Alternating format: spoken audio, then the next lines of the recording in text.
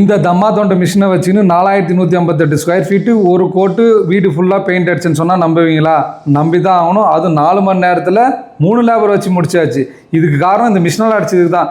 உடனே நீங்கள் என்ன சொல்லலாம், ப்ரெஷ்ஷால் அடித்தா நல்லாயிருக்கும், ரோலரில் அடித்தா நல்லாயிருக்கும், மிஷின் வந்துடுச்சா இதுக்கப்புறம் பெயிண்ட்டுக்கு வேலை இல்லை, நிறைய புலம்புல இருக்கலாம்.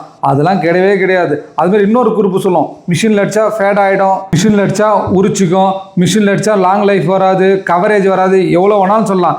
நாங்களே மெட்டீரியல் கான்ட்ராக்ட் தான் எடுத்து செய்கிறோம். நாங்கள் எப்படி அப்புறம் கவரேஜ் வராதுக்கு எப்படி அடிச்சிடுவோம், அப்புறம் தின்னா அடிச்சுட்டு போய்டும், கலர் ஃபேடானா அடுத்தவங்க எப்படி எங்களுக்கு ஆர்டர் கொடுப்பாங்க? இதெல்லாம் நீங்கள் யோசிக்கணும். இதெல்லாம் முடியாதவங்க சொல்கிறது. நம்மளை நம்பி ஒரு கஸ்டமர் வேலை கொடுக்குறாங்க, அவங்களுக்கு நீட்டாகவும் குயிக்காகவும் வேலை முடிச்சு கொடுக்கணும். மிஷின் வந்ததால் பெயிண்ட்டுக்கெலாம் வேலைலாம் போகலை, இன்னும் அதிகரிச்சுன்னு தான் இருக்குது.